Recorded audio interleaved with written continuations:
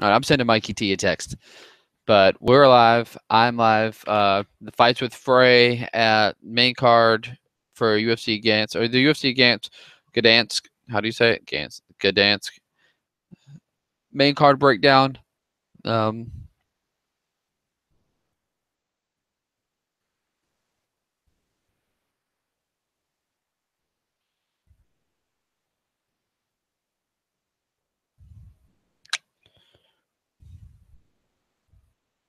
so I'm sending him a text trying to get him back in here. Worst case scenario, I'm gonna do this live and we'll edit the two together. But it was a good card. It was a fun card. Yeah, yeah, right.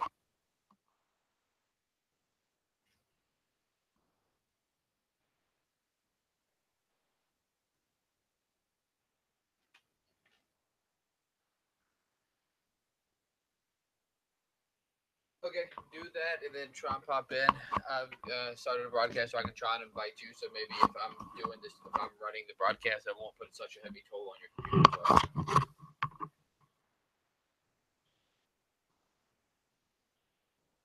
Yes. All right.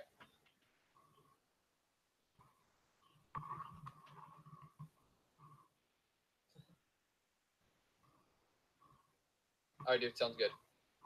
Peace. All right, that was the bro, Mikey T. He is fixing his technical difficulties, and then he'll be back in to run this with me. Until then, we have some stuff to go over. Let's go ahead and see what some of the top tweets were for UFC Fight Night 118.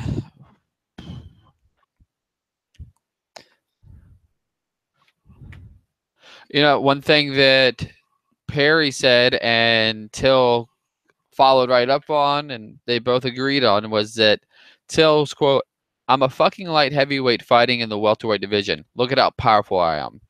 That makes me wonder if that makes me really want to see the fight with Perry, because we know how hard that Perry hits and doesn't. He's not afraid to take a shot, to land a shot, and he does have a heck of a chin. He got boxed up by Joe Ban, but Alan Jouban has great boxing. I'm not saying Darren Till nor Mike Perry do either, but technically he was Alan's a more technical fighter, more sound fighter. Uh, but Perry's been improving it massively. I mean, you look, he's fought larger guys in his career, and he's finished larger guys in his career. I mean, Mike Perry, I can't type. Absolutely. I remember when Mike Perry fought Lim, he absolutely smashed him. He went out and I mean, he went out to a guy that was probably bigger than Darren Till and just dominated him. Beat him up bad, landed every shot he wanted to pretty much. And it really took a toll. It really showed a lot of people that, size isn't everything. Whereas Till is a better fighter than Kim and way more well rounded. Looks like he has way higher ceiling. But a guy like Perry just showed on against Kim that if it doesn't matter your size, if he hits you, there's a chance that you're going down.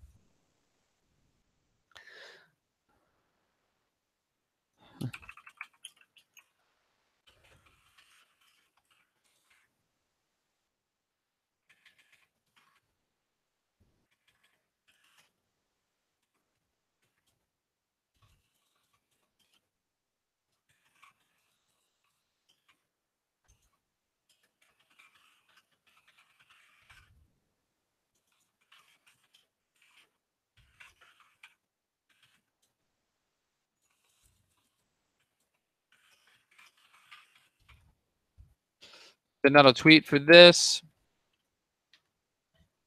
Sweet, got ourselves going live. Got Mikey T coming in. See if I can get him an invite to this.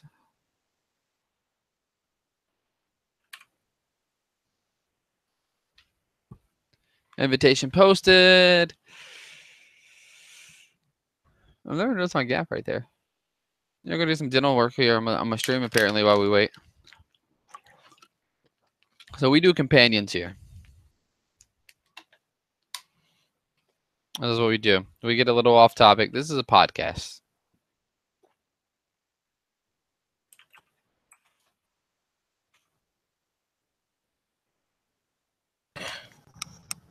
There you go. Yeah, I'm literally sitting in the floor Indian style right now. I mean, that's how I watch a lot of the fights, as I sit like like that anyway. So I feel you. So are we on your YouTube right now? Yes, we are. I just sent out a tweet right now with the information that we switched channels. Cool. Yeah, I'm interested to see how I go back and watch the one on my channel and see how laggy it was at the end. We're like talking and responding to each other like 15 seconds later. Probably look like some fools. Maybe got some good comedy out of it. Yeah, maybe. What I'll do is once we're done, I'll download both of them and then I'll just do like a cut and a transition to splice them together. Okay, dude, yeah, that'd be perfect. And then I can just upload that. I can delete the old one and just upload that one to my YouTube channel. Sounds good. Cool. All right, so what where were we at when we left off? I can't, or did you want to give like a really quick intro to in case anybody else has joined since on your stream that wasn't watching mine? Yeah, if anybody is joining, also make sure that you take the time. If you're joining from my screen, make sure you take the time to subscribe to Mikey T MMA as well, so that you have both of us and vice versa. And we're doing a UFC Gdansk post-fight. What is it? UFC Fight Night 118. Correct. And, Toronto. yes. Very good pronunciation of that Polish. I had no idea how to pronounce it. I just kind of winged it and just went with the one I heard the most. Oh man! Good work. But if Dan Hardy pronounces Karolina Kowalkiewicz' last name the way he does one more time, I'm going to be his retired. What did he say? Did he say Kovalkovich or? Yeah, Kovalkovich or something along those lines. And I'm going to be his like out of retirement fight if he says that wrong like that again, because I am frustrated trying to learn fighter names. I want to hear her say it. How does she say it? I think her accent is too thick to decipher it. Yeah, I don't know if you listen to the John Anik and Kenny Florian podcast, but they actually have a segment because, since one of their jobs is that they have to do is to obviously pronounce these guys' names right. They have a segment. Pronounce. And it's like, can you pronounce the fighter on this card's name? And it'll be like they'll look at the guy's name on the card, and then the next thing will be like an audio clip of that person saying their name, and they'll try to like guess in between. That's great. Pretty good. That is pretty good. Let me like window real quick. But yeah, go ahead. That was like the one guy who was the one cat on tonight's card. It was that had that. Let me pull up the card again right now. I'll close all my windows just in case to a moment ago.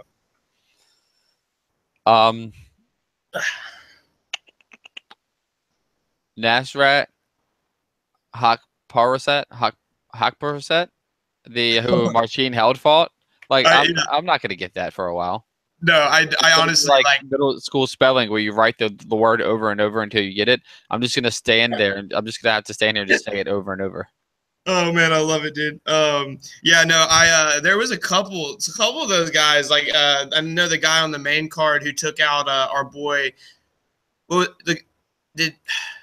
Who was the guy? Was it the Polish guy who fought Wilson? I can't remember. It was either the first or the second guy who fought. Oscar Pahoda? Yeah. Oh, yeah. I guess that one's not as difficult to pronounce, but you look at it and it's kind of intimidating. Well, I jokingly call him Pai Chota because that's the way it's spelled. And he was the one who I was talking about last night about his last fight when he won the Cage Warriors title. He lost it. He won it in like 32 seconds. The one you were trying to get me to look up? Yeah. But like I said, during his introduction, there's like a 30, 45-second window, and they say his name three different ways. It's so, I don't think everybody's just kind of winging it, which I understand, especially, but you got to get everybody props. Like the top guys like Dan Hardy for the most part, or guys like when Brian Stan was still doing it and Ken Flo and Andy, you have to give those guys props for being able to just get it right as much as they do more often than not. Like, yeah, it's always rough and it's always make jokes about it, but it's not easy. I'm joking on these guys more so because I understand the frustrations and how hard it is to make your tongue roll in a way that's not native to your language. Let me ask you this. I'm sitting here trying to send out a take two tweet. How the heck do you spell the city or the place where the fights was held? Gdansk? K. Gdansk. Okay. Because they're literally I did hashtag and there was like so many in, you know how like when you type hashtag like all the ones will pop up. There are so many wrong spellings of that poor Polish town. There is. It's like everything. Like, it's so good to see. Every event you'll start to notice. The more we do this, you'll start to notice that happens as well. It always trips me out how they do it. Some people tonight just gave up and they started just tweeting UFC G Dank. Hey, I like that, dude. I like I that. did too. I mean, it was a dank card, so. Yeah, dank is the way I would describe that one. So let's gonna go ahead and get back into this now that it looks like we have our momentum going back. We were talking about the Till and Cerrone fight. We kind of jumped around, but Yeah, no. I think what we were saying was we were going to start at the top and work our way down because I kind of had a lot to say about that whole Cowboys approach and Till's aggressiveness and. how'd you feel about it? I gave my take on the last stream that I'll cut Yeah, into. was that when we started breaking up? With like, I remember like one of the last things we talked about was like how you thought that Cowboy was like trying to be a counter striker. Cowboy wants to be a counter striker, and that's where he struggles. Like Cowboy struggles counter striking. He's great if he's pushing the pace and he's bullying his opponent, but he struggles when he tries to counter strike and pick his shots. He's the type of guy that needs to get off, needs to hold the center, and needs to throw volume. If he had come out with an approach kind of like more so like Kovalevich, then I believe then he would have done better against Till. That's what I was expecting coming to approach to fight like that. Like you said, I agree that I thought it was great the way that he opened up and went for the takedown, tried to go for the takedown early, even though he didn't get it. I wish he would have tried to commit to it, hung on to him a little bit longer. But that was great performance by Till, not taking anything away from him because I feel like I'm just blaming this Till's win on Cerrone's approach.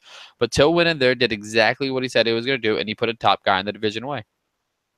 Did it with confidence, with poise. He never seemed to be overextending. That was just the one thing I was the most impressed with was not only the confidence that he came in with, but the confidence and poise that he actually showed in the fight. Like, I mean, you see guys all the time, like a Lando Venato when he hurt Tony Ferguson, and you saw him kind of like freak out and kind of like blow his wad and just kind of abandon the game plan and just go for the finish. He stayed tight. He stayed technical. Talking about Darren Till, he stayed technical and he did what he had to do to get him out of there, and he did exactly what he said he was going to do. And I honestly, I thought I had this weird premonition right before the fight because this Dave's MMA, I believe Dave's MMA brief. Shout out to him on MMA. He retweeted something from like a month ago when they announced his fight. He goes, "Till's gonna knock Cerrone out in the first round. Mark my words," or something like that. And then the rest of his fight picks for the card, which were actually almost the exact same as mine, except I had Cowboy, I think, like third round TKO or something like that. I was hoping that Cowboy was going to use his wrestling to drag him into the deep waters, get him into those later rounds, because we never seen Darren Till. We talked about that last night. He's only been to the fourth round one time in his career in the middle of nowhere, Poland, fighting somewhere. So, I mean, he didn't have to go to those deep waters tonight. I'm interested to see what he can do against Mike Perry, Santiago Ponzinibbio, Kamaru Usman. I mean, shoot, we can even throw him up there in that. I can't. There's just so many options for him. I mean, I saw one person say they want to see him in Wonder Boy, and I'm like, that's a little too soon. But I mean, I wouldn't even be surprised to see him if he could keep that range that he could take out Wonder Boy like that. I mean, it's crazy. Like I said, I feel like Till versus Mike Perry would be a step back right now, but it's a fight I am interested in seeing. Welterweight's still in an interesting spot. This helps shake it up a little bit more, but we already know that the next title shot's going to the winner of Lawler. Yeah, the Lawler fight. So, I mean, that leaves a little bit of time for the division to kind of sort itself out in the meantime in the process. I like that. I would like to see the possibility of Perry versus Till next, just for the fun of it. And it's not often that maybe it was just me the way that I felt about how Till came off after the fight, and I like his confidence, but it's not often that Mike Perry comes out looking like the good guy. And I felt Yeah, like Perry came out looking like the good guy today. Till kind of came out immediately after he was bragging about how he has a size advantage over his opponents and how he's big for the division. Basically, rubbing in his face that, hey, I shouldn't be here, but since I'm here, I'm just going to do whatever I want. absolutely. It comes off a little. His confidence came off a little more as arrogance tonight, and bothered me a little bit. Give me 1 second. You're good. Just to build on that, like you said, Mike Perry, even though he jumped, like looking like he was about to jump the cage and do all this crazy stuff, I mean, you hear him talk after the fight, and he makes valid points. I mean, like, why wouldn't you want to see this fight if he doesn't get past Ponzinibbio? I mean, it's a great fight for the fans. It's going to be somebody who's actually willing to stand in there and trade with him instead of someone who is going to look to make it to where he's off of his back or try to find a wrestler who is just dominant and take him down, which we haven't seen anybody do to Mike Perry yet. We saw him get kind of neutralized by Alan Jouban, but besides that, really, Mike Perry's been able to stand up with everybody, and Darren Till's just another example of that. Ponzinibbio is another example of that. So I like to see that these fan-friendly matchups that they're making.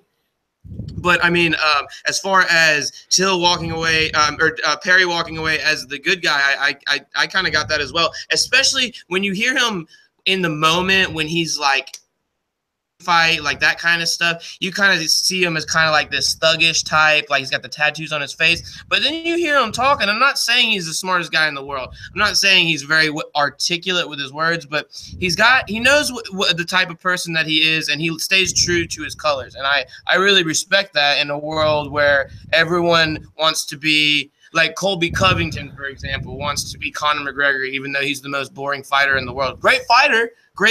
Nobody wants to watch you fight because every time. I don't think it's that they want to be Conor McGregor. I know you're a fan, but you give too much credit to Conor. He wasn't the first person to do it. He won't be the last person to do it. So I'm just going to go ahead and throw that out there right now. Fair enough. So no, I mean Tito swung his dick around long before Conor could even walk. So let's just go ahead and cut that shit out right now. Fair enough.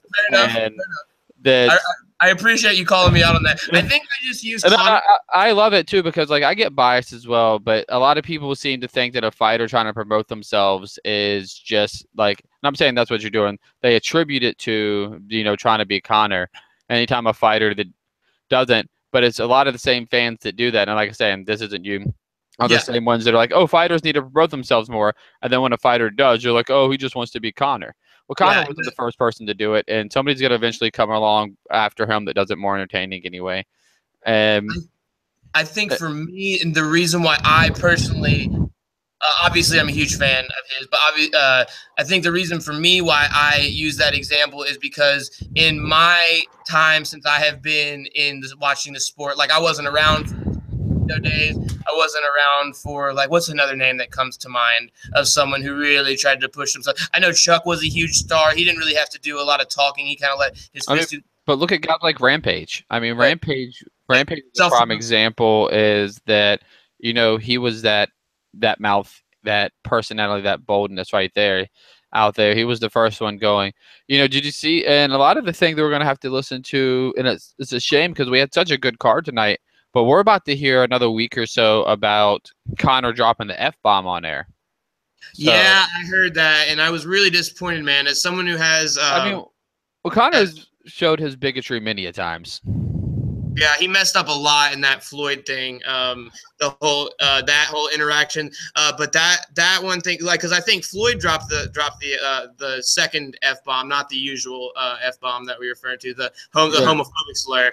Yeah, and then Floyd did it, and it actually kind of like made what Conor said not sound as bad. But then tonight, I mean, he just flat out got caught just dropping it right in front of the camera. I mean, this is the same guy that called Dennis Seaver a Nazi. So yeah, this is true. And it's been noted like in small cases in the past. I just hope that this doesn't become he learned slurs just to use them against Aldo when they faced off in Brazil. Yeah, that was, and see, honestly, that's That's funny to me. That's a little bit different than saying that Andre Feely is a blanket. You know what I'm saying? Yeah. So it hurts me as someone who has members of my family who are gay. So like I get offended when I hear that word. Like I still have friends who think it's okay to throw it around, and I'm not gonna like go over there and just slap the shit out of them for saying it. But like I do feel uncomfortable when I hear it. You know? I mean, I can't deny it. I mean, I've faced consequences in the past for using the word myself, and I have, friends to me that are really close. One of my outside, like this is personal, but one of my best friends and somebody I'm in business with is actually, a homosexual male. And I'm somebody, he understands I'm someone who has made the mistake and used it in the word in vain before. And I always own it and let myself grow from it, where Conor doesn't have a lot of respect for the people around him. And that's what bothers me about Conor McGregor. I see that. And he doesn't give back to the sport, and it bothers me a lot. Kind of like I'm not a fan of Mayweather. He's a great boxer, but he doesn't give back to boxing. Conor McGregor doesn't give back to mixed martial arts. Yeah. And I think that bothers me. And he doesn't respect the other fighters the way that the other fighters respect him for what he does. Yeah, I agree, and I think that's why the two parallels or the two worlds colliding with the McGregor and Mayweather thing were so perfect, like the perfect storm, because it was like you have this guy over here who's like he's the boxing guy, he's the African American, he's the brash, the money man. Then you have the Irish guy, the Irish white guy. He's over here, he's brash. He says crazy stuff just for attention, and they both go out there and they back it up and stuff. And obviously Conor had taken the loss, Floyd was undefeated, but just like the dynamic between the two that created for all that hype is kind of like what we're talking about right now. The reason why people kind of have these personal vendettas against them for some of their actions. Floyd's more so than Conor's, in my opinion. Sorry, give me one moment. I think somebody's at my door. You're good. Just like I was saying, though, it's an interesting blanket he's got right there. I was wondering what that was. But hold on, I'm actually gonna grab some water too, because I just totally lost my train of thought.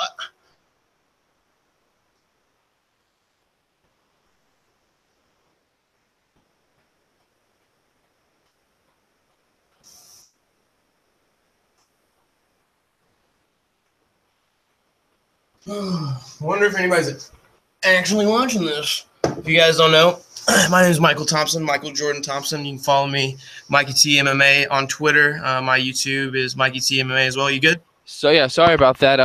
Wrong door. That's actually happened to me before. I was in here moving this very bookshelf right here in, and right when it happened, or right when we were moving it in, this lady and her son walked in. I live in an apartment complex. This lady and her son just walk in, look at me, and they look around and they see all my, like, obviously not the stuff that is in their house, and they're like, I am so sorry. I'm like, you just scared the ever-living shit out of me. I've had that. I live in a college town, so I've had that in the neighborhood that I just moved out of. We had a house with a bunch of roommates for years, and we had that happen so many times. People from the neighbors' parties are trying to find the neighbors' parties on the same night we were. Just walk in, or like they leave a party and just kind of like go to the wrong house. And be like, and they're myself too. And they're myself. We had a guy one night, I walk right in and go all the way upstairs. And we're like, excuse me. And he was clearly drunk. He's like, we're like, excuse me. And he stopped and looked around. It was like, once he got upstairs, he goes, oh shit, this is none of these are my bedroom. He lived like 3 houses down from us. That's like have you heard the Uriah Faber story about that? Oh man, I saw that on Snapchat when it happened. Oh, it's nasty. Hey, I'm gonna turn my AC on. Go ahead and tell the people about that. So anybody that's not familiar with the Uriah Faber story, and this will actually be a good transition because we come from Conor to talking about alpha males, so this will be a good transition for the fights we have to talk about. But Faber, right after he built his house, his new house, he had a crazy fan. Faber made the mistake of posting where his house was on Snapchat. Terrible social media, because he was building it, and everybody knows they owned a little block and down out there in NorCal. And a crazy fan who was really drunk decided that she was going to show up and see if it was really Faber's house. She knocked on the door. He opened it. She let herself in, made a straight line to the back of the house to one of the bathrooms that he had featured in the Snapchat video, and proceeded to lock herself in the bathroom and then shit all over his bathroom and herself and pass out. And there was some vomit as well. I think And it vomit was as well. hodgepodge. So if you actually look it up, there's a Snapchat of that's been floating around for a while. Faber tells the story a lot better than the Joe Rogan Experience. And there's a Snapchat floating around of that he sent of this young lady in his bathroom covered in her own feces and vomit. And It's so cringe. that's how his pretty much his housewarming to his brand new house that he had built for himself went. That is and I think they were like having like some people over there. Like it wasn't just like Faber by himself. Like they were like he answers the door and this lady just runs right past him and they're like everyone just sitting there like what what like what do we do here? So how do you feel about so since we're talking about alpha male and we just got done talking about Connor, how do you feel about our rival pick? You had Artem, I had Feely. I'll be 100% honest. I did in the moment believe that I think that there was a really strong chance that Artem was going to beat Feely, but the majority of the time when I'm talking about Artem, I'm half trolling because like it's just so funny. I mean, I thought that it was a possibility. Like I think Feely is a much better version of Ishihara, like exponentially better.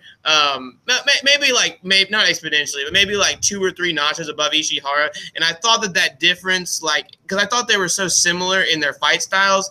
And Feely's like just one of those guys that has been like we looked at his record. It was win lose, win lose, win lose, win lose, win lose, and he's coming off a loss, so I really should have seen it coming more based on the past. But I mean, Artem was kind of dinging him up at first. I know he did. I think he got Artem got a bloody nose or something by the end of the first. But by the time Artem wasn't able, or by the time Feely started putting those takedowns on him at the end of the round, I knew the fight was over. Yep.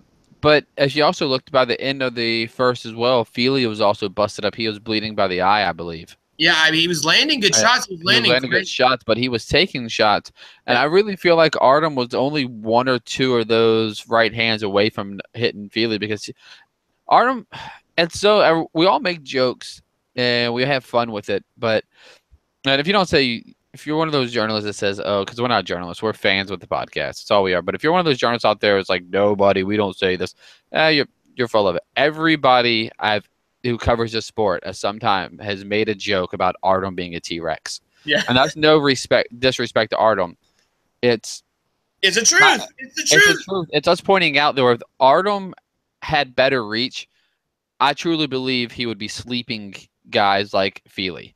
His problem was Feely was too comfortable to take the shots because he knew that Artem couldn't get to him. But when Artem got to him, he was landing.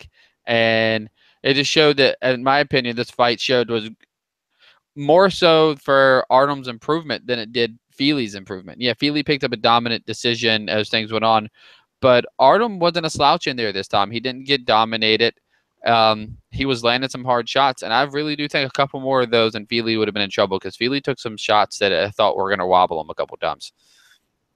Personally, for me, the T-Rex thing, it's funny. And I honestly, like I said, it's 100% true. I think the reason why he struggled, like you mentioned, how he was just 1 or 2 shots away. I know one thing I noticed in this fight more so than in many of his previous fights, he when he's throwing these combos, it's like his arms are so short that once he gets past like that first or second punch, you would expect him to come around with like a third or a fourth or even a fifth, like because he's got huge power. And if you land one really good strike and you land another one, you're already like right there at like 1 or 2 shots away from being able to put him down. But it's like his arms are so short that by the time that he's connected with 1 or 2 punches, they're already starting to move out, and he can't seem to distance simply because, I mean, he was at a 9-inch reach disadvantage, and Feely's one of those guys that just circles around the whole time and sticks and moves. I mean, more credit to him, he won the fight, but yeah, and Feely fights sideways. It's weird if you notice. Yeah. Feely is a wrestler through and through. It seems like he fights sideways. His doesn't really set himself up for a jab the way that he circles. He's always looks like he's setting up for the takedown, ready to sprawl. And if you get what I'm saying about tugging sideways, I'm not talking about doing angles. Most fighters fight with one foot in one hand clearly in the front, and the other one foot in front of the other, where he kind of keeps his shoulders and his feet squared up, and then walk sideways, circles out of his opponent. And I think against if Artem had a little more reach and hadn't been at a 9-inch reach disadvantage, then that I believe that he would have been able to Feely would have been able to circle and would have walked right into one of those right hands. But that's not the way it went. Feely ended up finding his range, boxed him up a little bit, and then solidified those takedowns. Yeah, Team Alpha to the finest. Oh, absolutely, those guys. But look at the roster out there too. I mean, they have guys out there. Even though he's not fighting right now, Chad Mendez is still out there.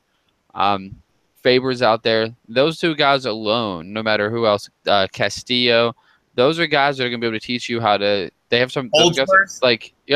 Especially Holdsworth, man. Holdsworth wrestling is out of this world. What happened to him is a shame. Yeah.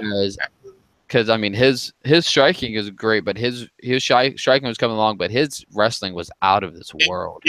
I mean, he was like one of the youngest American jiu-jitsu black belts ever, from what I remember. He was more far advanced than most of your MMA guys when it comes to jiu-jitsu. And I believe that's how he won the Ultimate. He won the Ultimate Fighter, didn't he? With dominant jiu-jitsu. I don't remember him having. I mean, his striking came along earlier in his UFC career, or later after the Ultimate Fighter, earlier in his career. But I remember him on the Ultimate Fighter. Oh, it was the season with Miesha Tate and Ronda Rousey, because he was flirting with old Juliana Pena. I remember that specifically, just because of that one moment. Yeah, he was.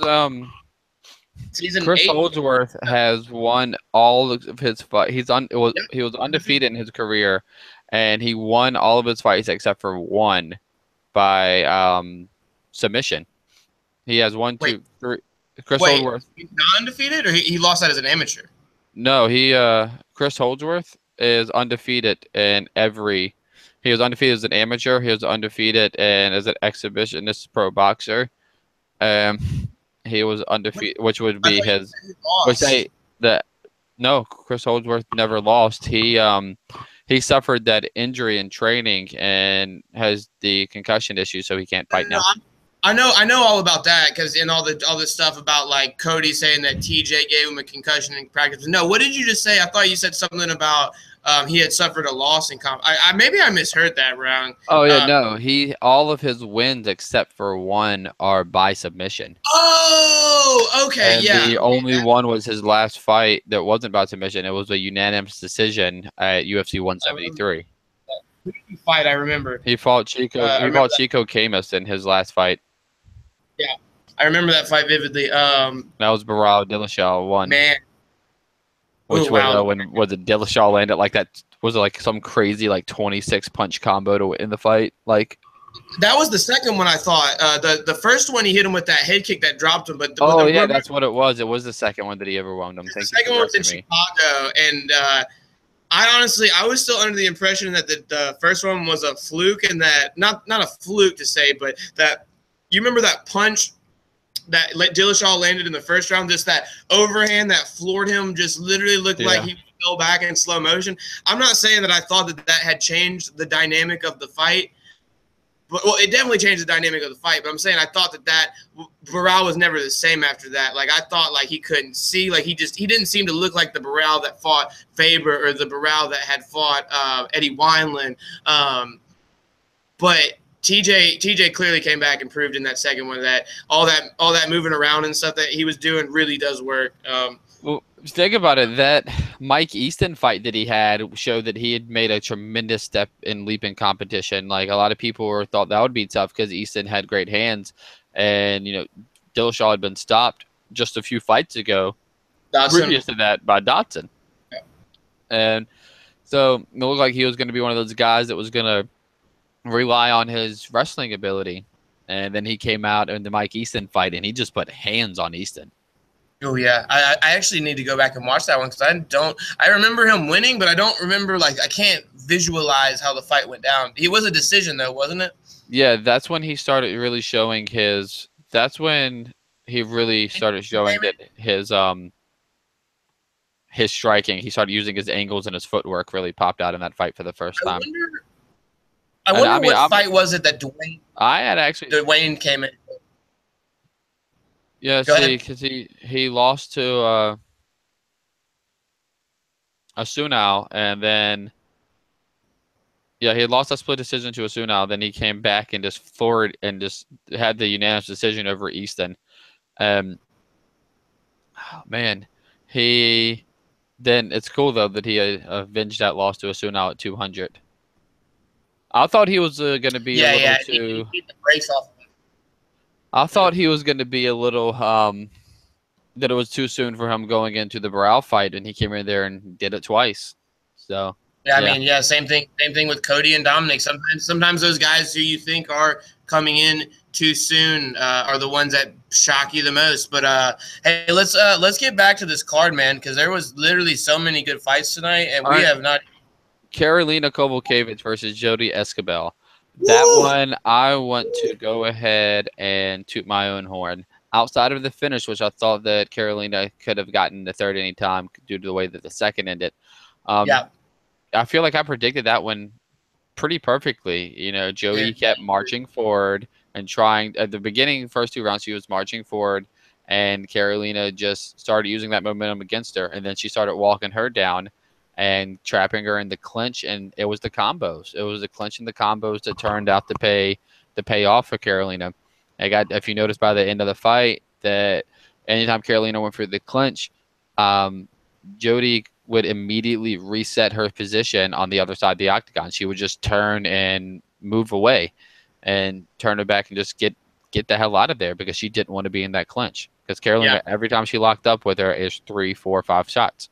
It was making her pay every time. If it wasn't a knee, it was the strikes from distance. And she even when they were at distance, I mean, you saw her, and like you said, she'd be plotting forward, obviously looking for the takedown. But I mean, it seemed like even when for a while she couldn't get close, but when she did get close, those knees that she put on right on the dome, I think it was at the end of the second round. I was like, man. I don't know. I feel like those knees would have put me down. Like that looked painful. And I think I predicted there's a Verdict MMA app that I was telling you about. Like I predicted second round TKO for Karolina. I'm sitting there screaming at my phone, like watching on my phone, like please, yes. And then I was like, I'm not going to get it in the second, but she's still going to get it in the third. I really thought that she could have probably really put it all out there on the line and maybe gotten a finish. But, man, Jody's tough, and I wouldn't have wanted her to overextend herself and put herself in a situation not necessarily to get knocked out, because I don't think that Jody really had that ability against a striker like Karolina, but maybe if she had like gotten taken down and lost a round or like and kind of like took a little bit away from her performance. I mean, I think this sets up a brilliant fight with her and Jessica Andrade now. I mean, Andrade is the chick that just beat Claudia, and I mean, Claudia is not going to fight Joanna or Rose next. So I mean, unless you give her the loser of Rose JJ, then I don't know who else Karolina's going to fight. I would love to see Karolina and Andrade. Yeah, I would too. I think that's kind of the fight to make. I'd have to, I said in my official pick that I did for Fights with Frey that I was going to pick, that I would pick Karolina over anybody in the division not named Claudia or Joanna. But I think I would take, after showing, Karolina put on a great performance, but I think I'd pick Andrade in the match right now. But mainly, I think if Andrade had gotten Escobar in that much trouble, then she would have gone for the finish. And I thought she was going to catch her in that armbar for a second too. That would have been amazing. Yeah. That would have been amazing.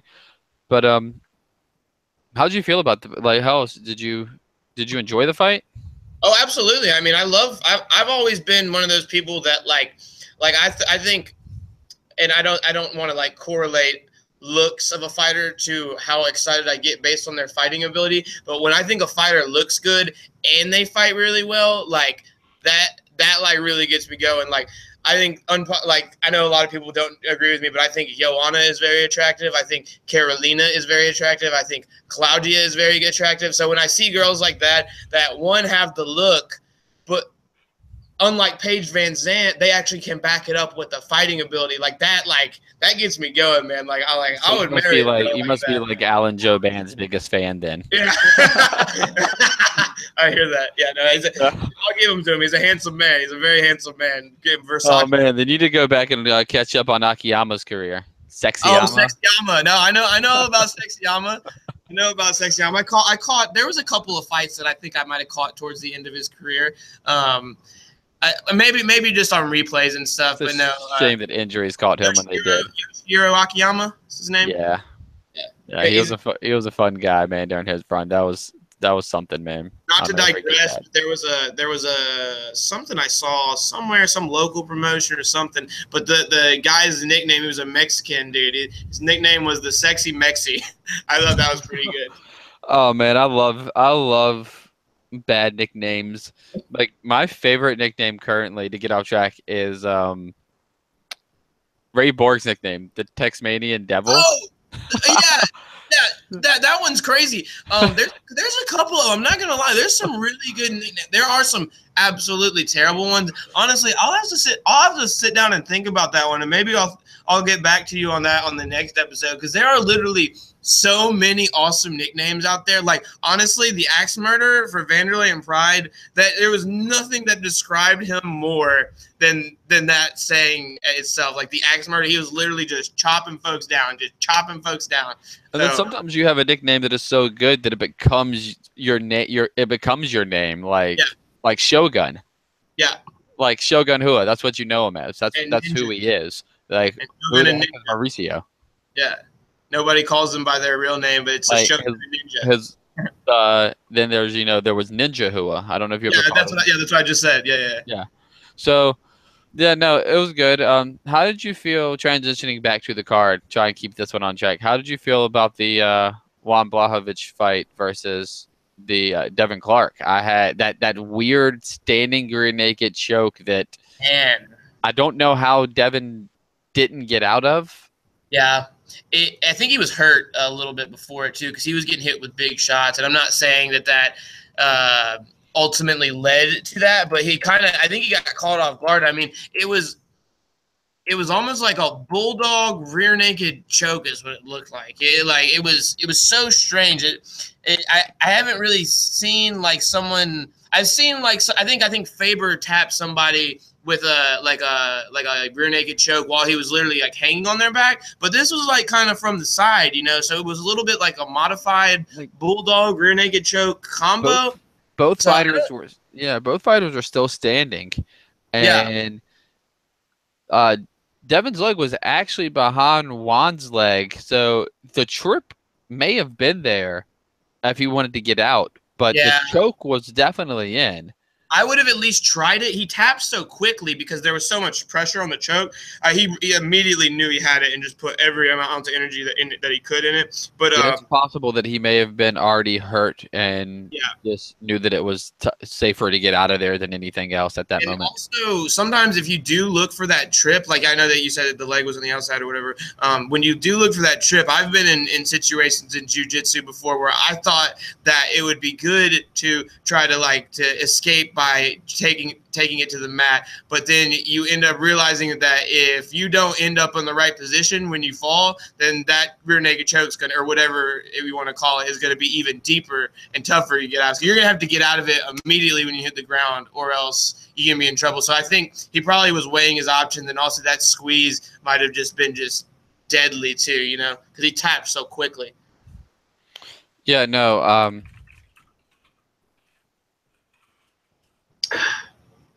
Absolutely. I thought that he would have at least gone for it to try to defend it like that, the position he was in.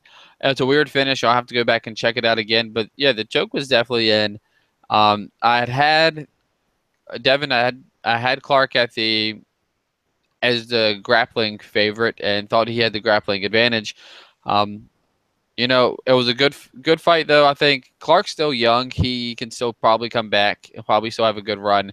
Whereas, Juan is as Jan is I don't know. he needed this win. He needed this win really badly. And so he avoids his walking papers and it keeps some exciting hands at the division in the division. So I'm excited to see that.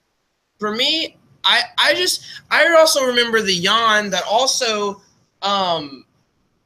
was beating Gustafsson on the feet and had Gustafsson turned into a wrestler. Not saying that Gustafsson isn't a good wrestler, because after he lost to Phil Davis and started training with those guys, he really did become a wrestler. I mean, for God's sake, he took Jones and DC down. But no, Jan was getting the better of Gustafsson on the feet for points in that fight. And literally the only reason why Gustafsson ended up pulling away with it was the takedowns. And so I like to remember that fighter as opposed to – and then the guy that we saw tonight, but the inconsistencies of his career. Let me pull up his record real quick. Well, this is only his third win in the UFC. Really? Yes. Wow. I feel like he's been around for a while, though. He has been. He's been around since 2014. He doesn't fight very often, yeah. He's 1, 2, 3. Oh, he lost to Pat Cummins? I forgot about that. Dude, that was a great fight, though. UFC 210. That was Buffalo, right? Beat the crap out of each other, man. They went in there and he was boxing Pat up, and then Pat went in there, took some heavy shots, ended up getting the takedown, busted him up on the ground. Oh, that was a great fight. Remember Pat's face? I remember he posted a selfie on the way to the hospital after the fight. And it was the most horrifying thing. It literally looked like something out of a horror movie, dude. Like, his face was so – if that's the fight that I remember, because Pat Cummins always gets his face busted up every time he fights. But this one specifically, I had forgotten about that. I mean – you look at the guys lost to: Corey Anderson, Jimmy Manuwa, Gustafsson, Cummins. These are top 10 guys in the division. It's a really thin division, though. So if you're not competing with these guys, I mean, and you're going to keep taking fights with these top 10 guys, you're going to have to make some changes, or else, like you said, those walking papers are literally just 1 or 2 fights away from getting. I don't think light heavyweight even has a legit top 10 right now. That's how thin the division is. Yeah, it's crazy.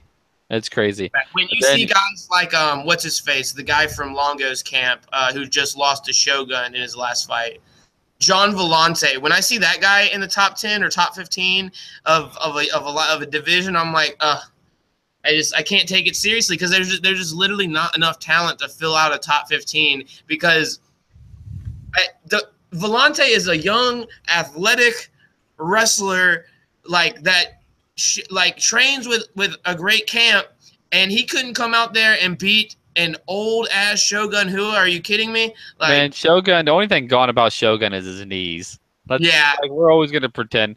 But if you look at it, the light heavyweight is Gustaf is at a point where the number one contender is Gustafsson, pretty much. Yeah. But he might not even get that fight, though. He might give it to Vulcan. Yeah, so then there's Vulcan, Teixeira, who's still up there. And I mean, look at that. He's fighting Serkinov next. Mauricio, or Jimmy Manuwa, the Mauricio, bringing that up fifth. OSP, Corey Anderson. Is Misha Serkinov even in the UFC anymore? Yeah, no. You're thinking of okay. So it was he lost to Nikita Krylov, and that's what I'm thinking about. And Nikita Krylov went to that Russian or whatever KSW, I believe. Serkinov right after that. No, he beat Krylov, and then Krylov left, and then Serkinov was supposed to be the next big guy before he got dealt with by Vulcan, but there were contract disputes, and the UFC, there was a week or a couple of days where the UFC had actually let go of his contract. Yeah, that's exactly what I'm thinking of. And they ended up working things out, and then his next fight back was against Vulcan, and he got knocked out in no time.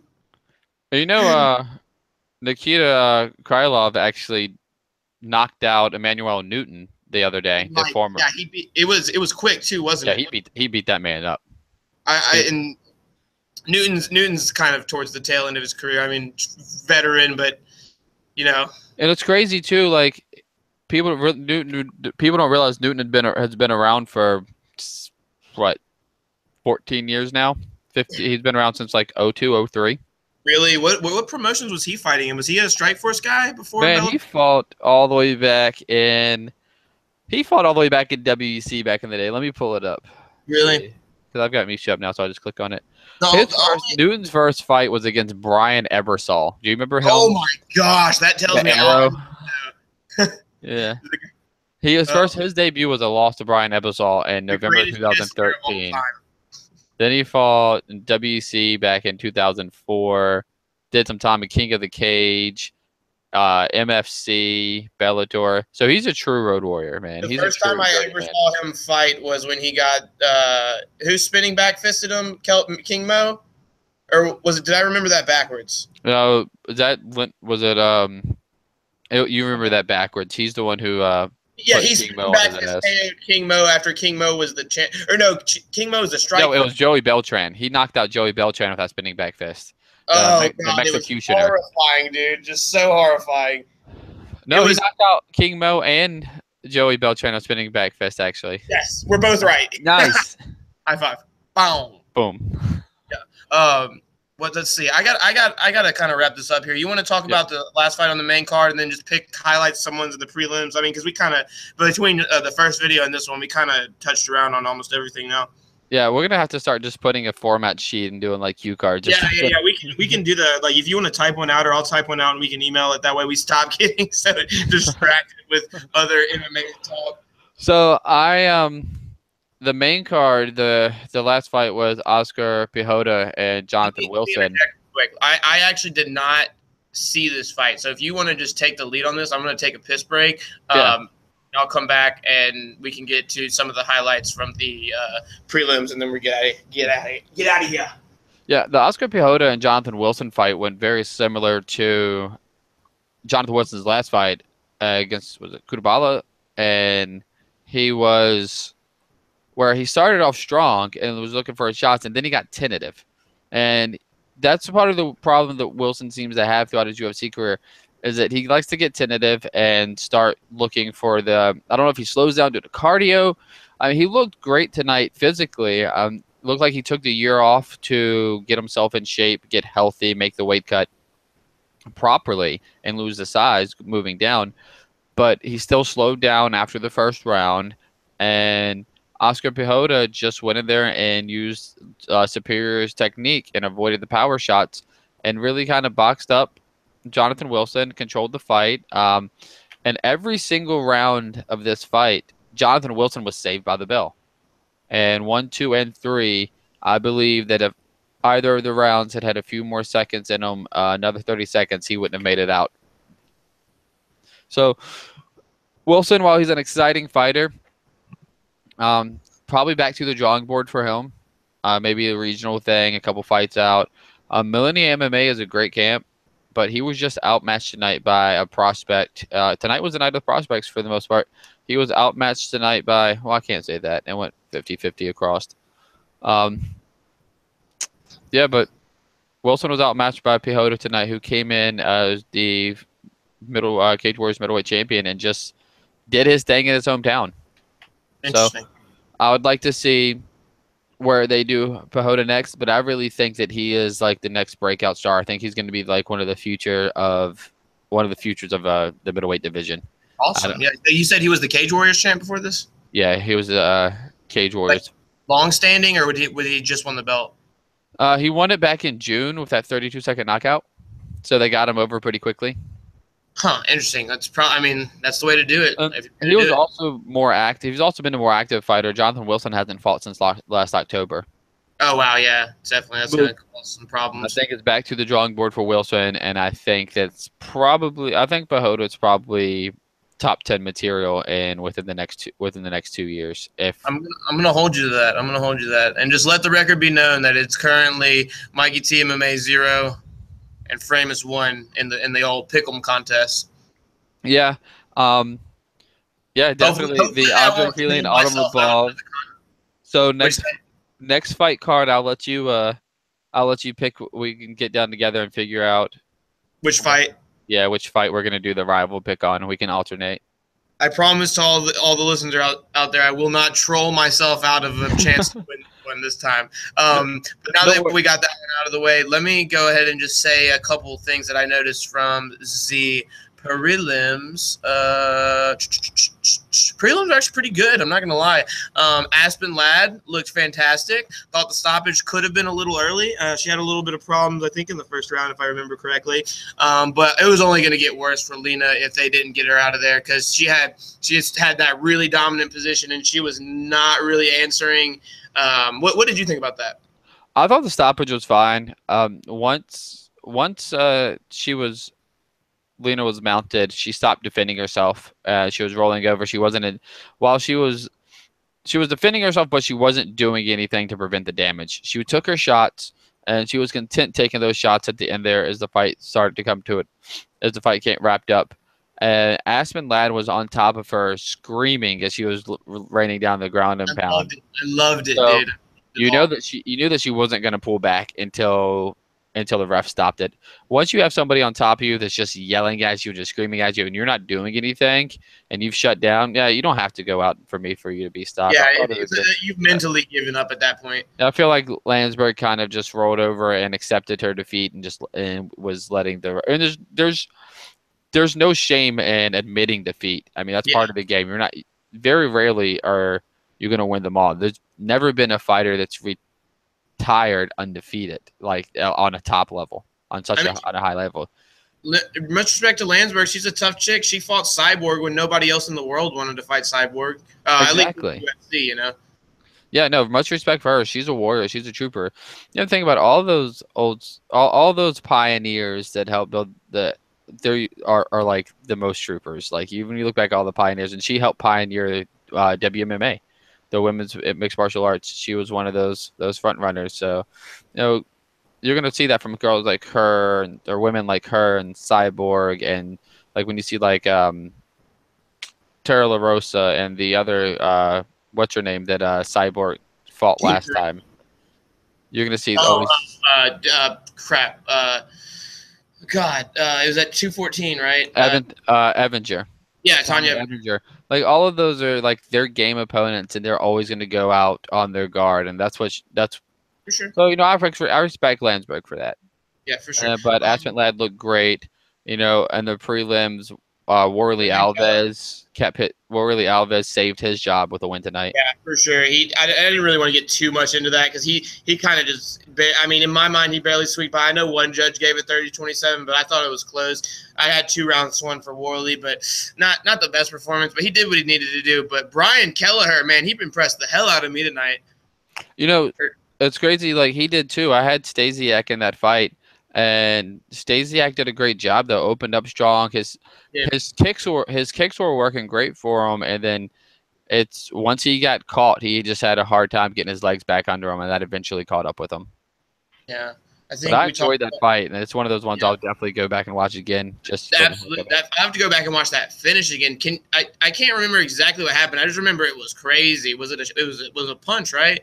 Yeah, it started with a punch and then just a flurry. Yeah. Oh man. Yeah. That was. It was kind of out of nowhere. It seemed like too, because I think they were kind of going back and forth, both guys having success. Yeah. And then he starched them. But I think we kind of talked about Emmett. Really, really dominated decision. One judge gave it 30-25. The other 2 judges gave it 30-26. Obviously Aspen over Lena. Worley over, what is that? Salim. Afili Lobov. We talked about Sam Alvey and Amiv. Kelly talked about Keller. I mean, the last fight to talk about is Marcin Held. What did you think about the scorecard of that? Because that's the only thing that really had me in question. I know we might have talked about that earlier on the stream, but I don't really remember what you said. My biggest take out of that fight was, what was the scorecard on that? Actually, 30-27. I thought it was a little closer than that. Yeah, I thought he at least won 1 round. Did the other cat? Yeah, I thought that it was definitely would have been like a 2-1 round. But you know, once I was surprised that he survived. Once Held had a hold of his legs. A couple times. When Held got his legs, I thought for sure that's because he's a leg lock specialist. Oh yeah. So once he got a hold of the legs, I was like, oh, this is it. So I was impressed that that he survived through that. But Held is the type of guy that when he's on. But I feel like it was a good night for him. He needed this win, and I'm not going to go down and just tear him apart like I feel like I've done everybody on this card. But You know, he needed He the definitely win. needed the win. He definitely needed the win. and he That's picked for sure. and he picked it up, and it's nice. You know, maybe the step back in competition is what he needed. Like we talked about last night, he was fed to the brawlers early. I mean, he got Sanchez, he got Lozon. He went with the people who are going to bring it to him early in his career. So maybe now they can pace him, and he can have some time to actually work, build himself up. Somebody made a funny comment on Twitter, and I responded. I can't remember what they said, but basically they were like 30-27, unanimous decision. I don't know, all three judges. I don't know about that. And I'm like, this is the MMA gods making up for what they did with the ultimate fuckery when he fought Joe Lozon, because he clearly beat that. He clearly won that fight, if I remember correctly. You know what I'm talking about? Yeah, I know what you're talking about. You know, The fight where Lozon even got on the mic and he's like, "No, I didn't win that fight." Like, yeah, that happens in the sport. You got to respect a guy when they're willing to admit that they feel like they may have gotten bested. I know, was it Rampage after the Machida fight said the same thing, that he didn't feel like he beat the Machida. Mm-hmm. Machida after one of his fights said the same thing. Yeah. So you know, yeah, he. Oh, I just saw the picture, or like a good picture of Cerrone's nose. Man, that thing is caved. Will you message it to me? Yep, it's on his Instagram right now, but I'll send you. Dude, hold on. I'm gonna see if I can hold my phone up so you can see how ridiculous my mentions are right now because of my boy and his little stream thing. Let's see if I can turn it up. All right. Let's see. I just tagged you in it on Twitter. Where does it start? Hold on.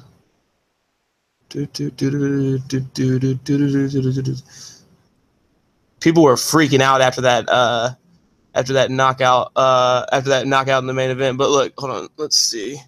Where is it? Can you read this? Nah. Okay. It's literally like 40, 50, 60 tweets saying Mikey T MMA is lit. Mikey T MMA is lit. Mikey T MMA is lit. And I have to like weed through that to like see like my actual mentions and stuff. So I'm just gonna let that marinate for a couple days and then get back on. Nice. All right, man. This has been fun, dude. I think we might have to do some splicing together to get those videos. But I mean, if you know how to do that, I think you're probably more technologically equipped. Yeah, to do it. I'll put something together. I've got some stuff I gotta take care of real quick. But my project for the next 24 hours would be get this video clipped and upload it for us. Dude, sounds awesome, man. I appreciate it. Once again, dude, you're the man. All right, thanks, dude. It's been a good time. So for me and Mikey, for Framus and Mikey D MMA, I'm Framus. Make sure you follow Mikey at mikeyjthompson on Twitter, and me at Framus. You can also find us on YouTube. Subscribe to our channels. The support and feedback, we appreciate. It will help us get better, and just let us know what you like, what you don't like, so we can keep getting better and growing for you guys. I just want to say thank you for everybody who's listening, for everybody who came over from my channel. Go ahead and subscribe to his channel. Everybody from his channel, go ahead, if you mess with me, subscribe to mine. We appreciate you guys. Keep it coming. We're gonna get a name. See if since we got a couple days before the next fights come up, see if you can put out some ideas for some names. Maybe I might try to come up with something and do like a poll on Twitter or something. Yeah, definitely. Let's see if we can do that. Put together 3 or 4 names and send out a poll and see if people jump on it. Cool. Sounds good, man. Well, right. Sounds good. Well, go ahead and hit that end. We appreciate everybody watching, and we'll see you guys next time. All right. Peace.